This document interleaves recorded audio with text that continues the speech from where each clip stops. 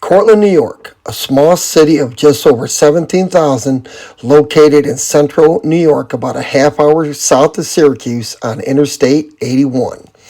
Cortland is known as the Crown City due to its location as the geographic center of New York State.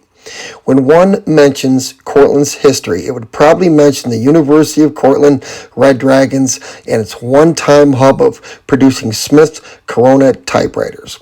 But of all the things that Cortland is known for is the market made in mainstream music, and one name is mentioned more than any other: heavy metal artist and singer Ronnie James Dio. Ronnie, the Cortland, New York native, achieved superstar status in the heavy metal scene in the late 70s and early 80s with Black Sabbath, and then finally with his own band Dio. But coming from the roots and literally the family blood of Dio came another act, a band that would carve their name into the heavy metal scene locally and overseas, the Rods.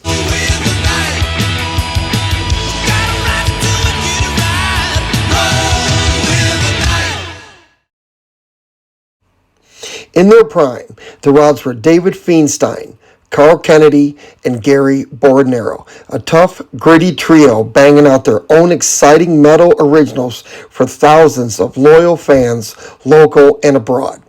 But we're getting ahead of ourselves. To truly understand how the Rods came to be, we need to go back all the way to 1967 with the forming of the band Elf. Elf's roots also began in Cortland, New York, formed by singer and bassist Ronnie James Dio, his cousin and future Rods founder David Feinstein, and Nick Pantis on guitar, keyboardist Doug Thaler, and drummer Gary Driscoll. The band originally called the Electric Elves, then the Elves in 1968, and finally Elf in 1972. Elf produced their own blues style of hard rock and was quickly making a name for themselves in the Northeast. Fate played its cruel hand in 1968 when the band became involved in a car accident which claimed the life of guitarist Nick Pantis. This caused the shuffling of the lineup, moving Doug Thaler to guitar after he recovered from his injuries, and the band hiring new keyboardist and Cortland native Mickey Lee Soul. So it was more of like a band getting together to have a good time and play around in some bars and stuff. It wasn't really a time when we thought, like, let's be superstars, and go out there and make records. So it was just a way to have a good time back then. First album, 1972, was produced by Roger Glover and Ian Pace of Deep Purple, which enabled Elf to be an opening band for Deep Purple. After Elf's debut album, Ronnie asked local bass player Craig Gruber to join the band on bass, allowing him to concentrate on the vocals. After Elf's first album, it eventually led to Deep Purple's Richie Blackmore to use more and more of Elf's members in solo projects. Eventually, Elf broke up and became what was known as Richie Blackmore's Rainbow. When I left the band broke up for a while and then reformed and went to California, and eventually Elf was taken up by Richie Blackmore when he formed the band Rainbow. And he pretty much took the whole Elf band as his band, and it was Rainbow. It was this time that David decided to step back and take a break from music. When I got away from music for a while, I wanted to do some different things, so I did work. I like the outdoors always, and I got a job with the DEC working outside, and I did that for a couple summers and did a bunch of other things for a couple years.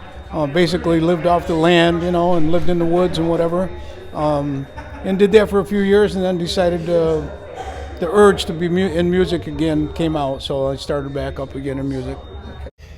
In the late 70s, Central New York was a hotbed for new and upcoming bands. One of these bands was Kalakos, which had started in New England but had called Ithaca, New York a home. On the drums was Carl Kennedy, a Elmira native. In the crowd at one of their shows was David Feinstein, who noticed the extremely talented drummer. At the end of the night, the two exchanged contact information. Little did they know they had just started a friendship that would last for years. Unfortunately for Carl and Kalakos, things did not work out. Financial struggles due to the band producing their own album led to the band breaking up. Carl reached out to David, and the two thought it was time that they would give it a shot on their own. The hunt for a bass player began. It was by David and Carl attending a show of the Cafferty Band that fate would once again play its hand. In the audience that night, former neighborhood friend, bass player, and bandmate Steven Starmer. David and Carl talked to Steven about his interest in playing bass with them, and not long after that, the Rods were born. I went with a band that Steve Corey and Rick Plant were in called the Cafferty Band. We went up to Syracuse to watch him play, and of course I think I may have gone with David. I'm not sure. Anyway, I met David and Carl at that concert, and we started talking, and they said, we're thinking about starting a band. Would you be interested in playing bass with us? And I said, sure. So basically, that's how we met. That's where we met as far as getting the band together.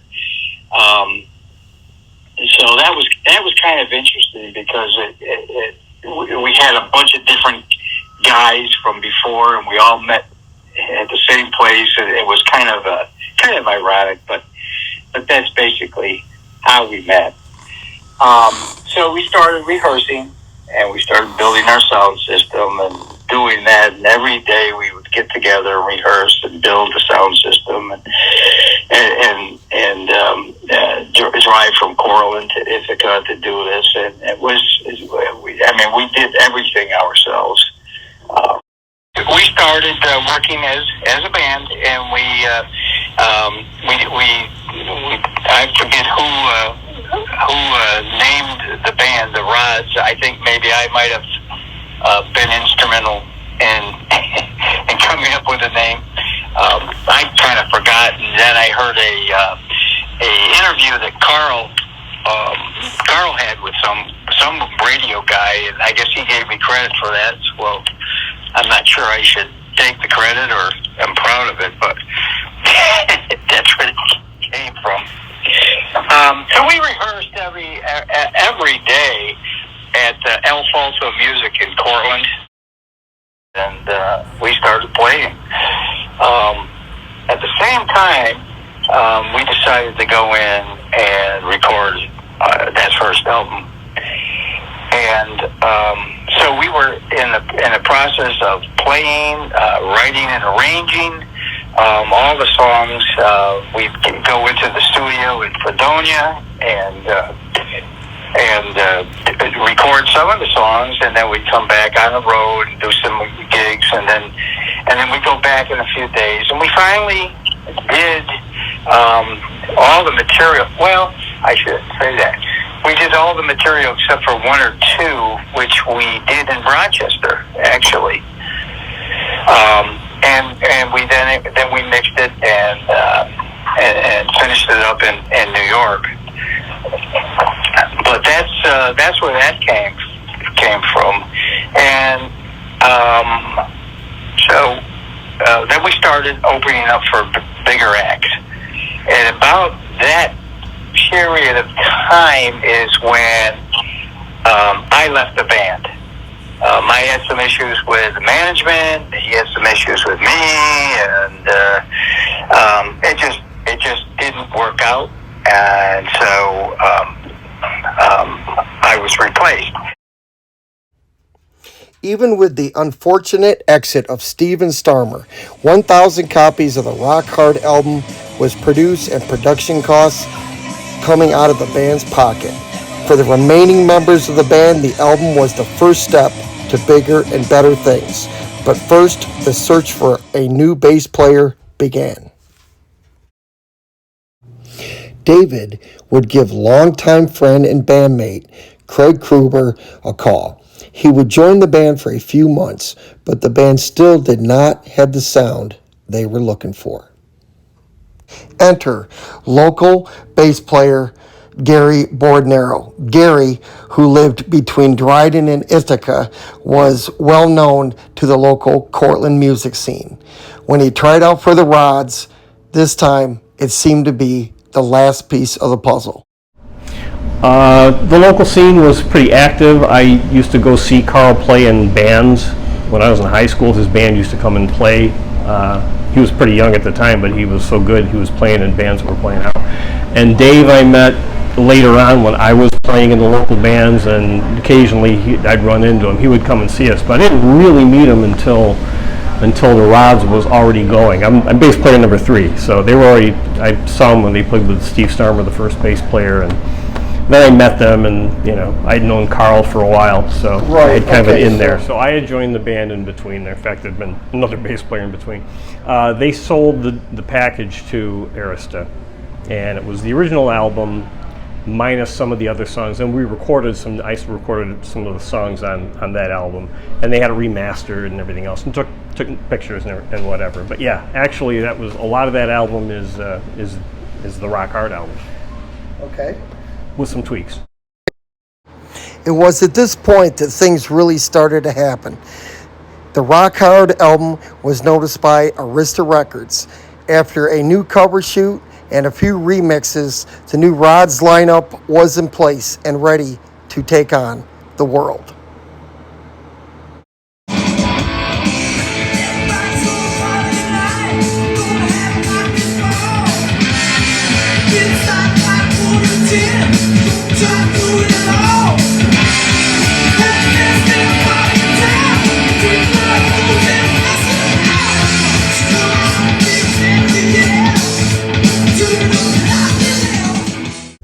With the new Rods album complete, Arista did what most good record companies do, got the boys on a plane and got them over to Europe, ASAP.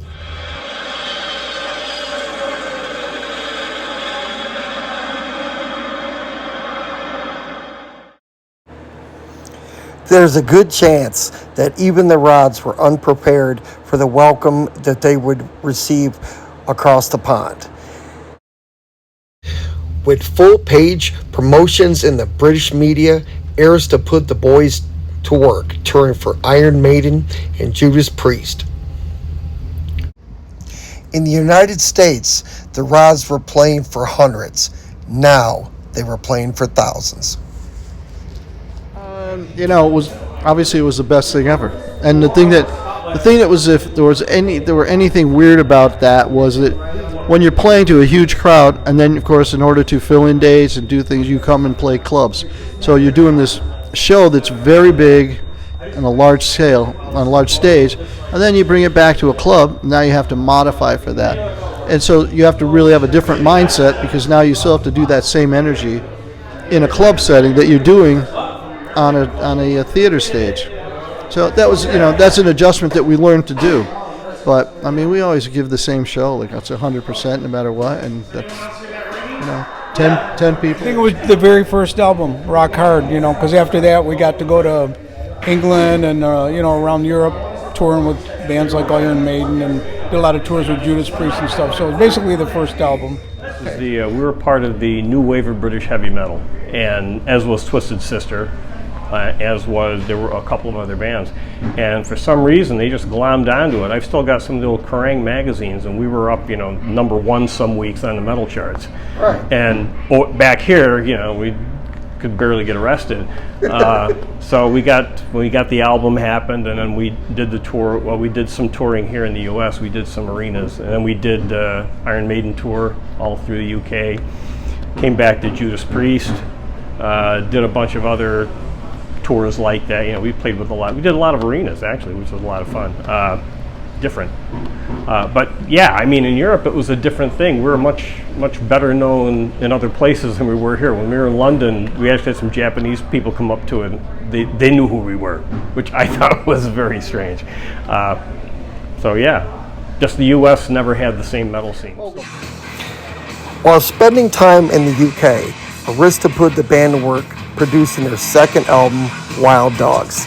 The album was greatly received in the UK, but like their debut LP, their sales numbers in the States were woefully low, unfortunately causing Arista to drop the band.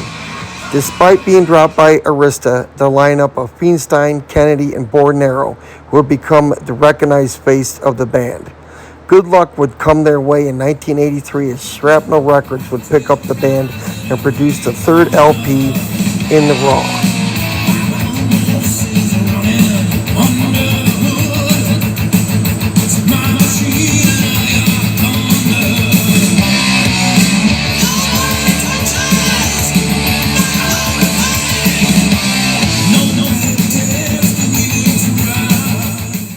Actually, In the Raw is actually one of my favorites because of the way it was done. We just walked in the studio and played for 2 days, and that was it. And most of that stuff, there's no overdubs, there aren't even any second takes of a lot of that stuff. We just blasted it out, and that's who we were. That's what we sounded like. It's probably my favorite. Next up for the Rods came their first ever live album, followed by a new studio album, Let Them Eat Metal, from Combat Records. When the new album was released, they discovered that they got exposure where they would least expect it, the Phil Donahue Show. Donahue had a show one day about all these terrible things, and our album was one of the ones he held up. Really? No kidding. Yeah. God, that's funny. That was probably the most exposure we ever got.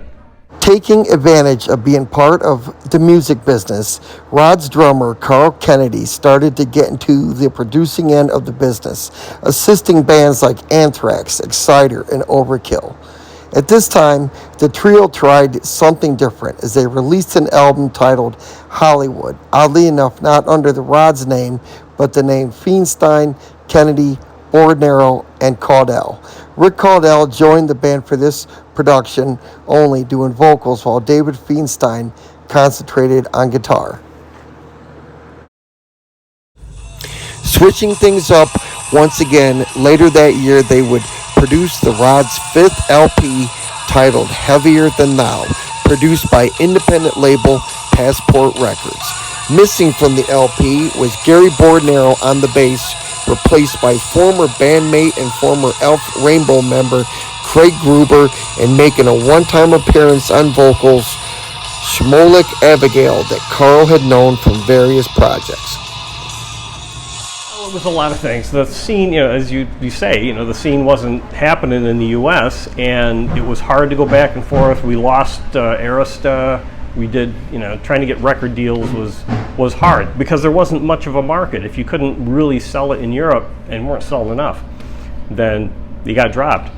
And we did some stuff, and we got tired of it. I got tired of it. I left. I left before they did one of those albums there, and I went on, and one of the reasons was I was going to start a family, which I did. And right.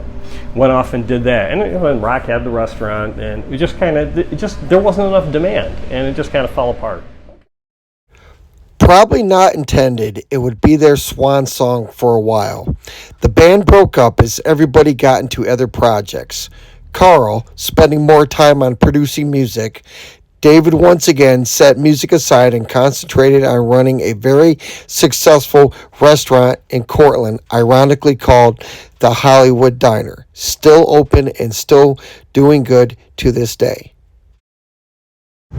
Gary would find a promising career at Cornell University.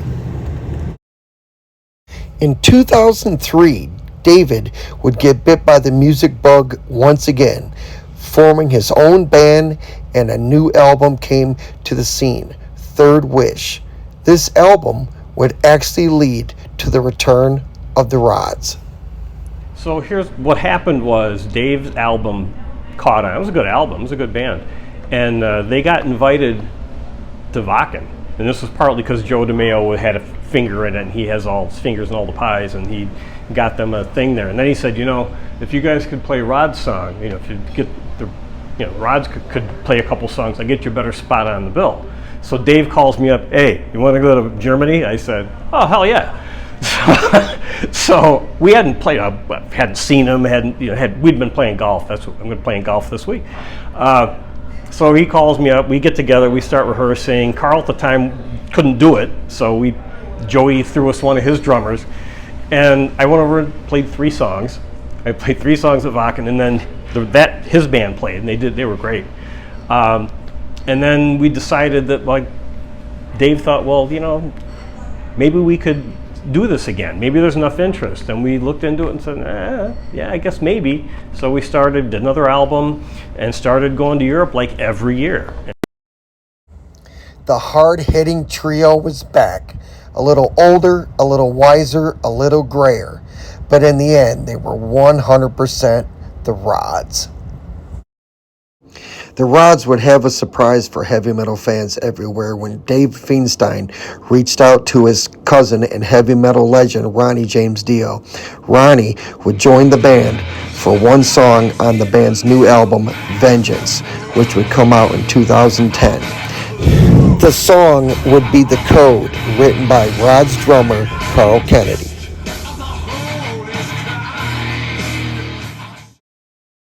Tragically, it would be Ronnie's last ever work as he was diagnosed with stage 4 stomach cancer. He would leave us all on May 16th, 2010 in a Houston hospital. It would be the end of an era. With the success of the Vengeance album, it was back to Europe for more high-energy shows in front of thousands. It was just like old times. In 2015, the band tried something different. Veronica Freeman was a friend of Gary's, who is a lead singer of the band Benedictum.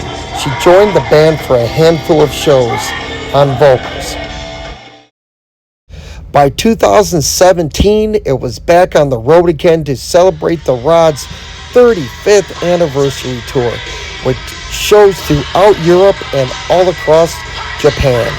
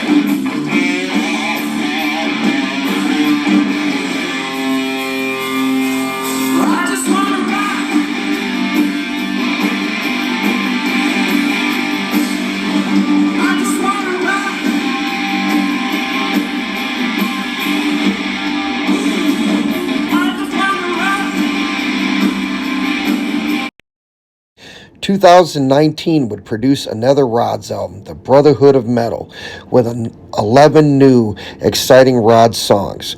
But by the time the album was done, years of touring and playing, Gary Bordenero decided to retire. He wanted to take a step back and enjoy his family life. Enter local bass player Freddie Villano, that would bring with him a respectable resume of time with Quiet Riot and Dee Snider's Widowmaker.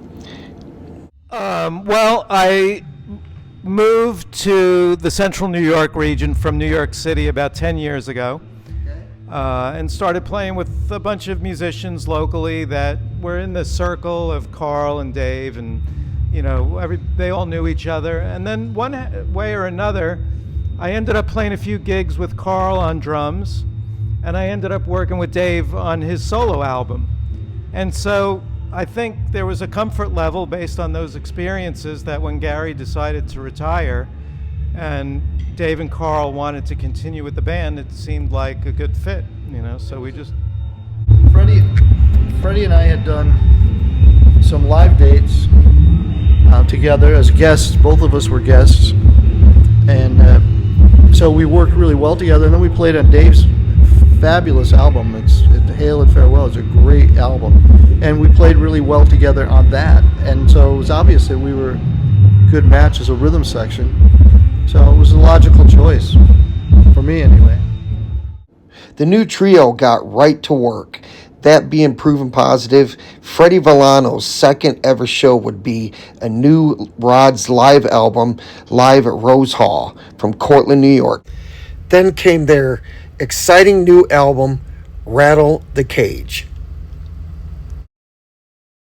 With a hit album and an amazing new video, the Rods were back. With tour dates throughout the Northeast, the Rods were busy scheduling their 40th anniversary year. And what better way to do that than their first ever trip to Australia.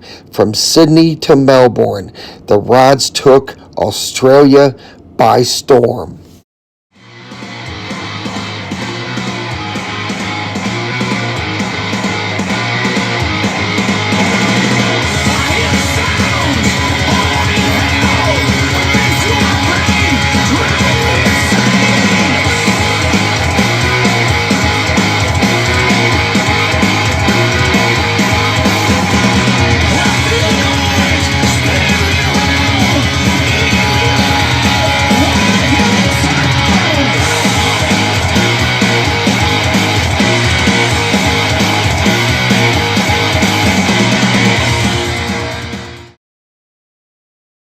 After 40 years in the music business, a couple things about the Rods definitely come to the surface.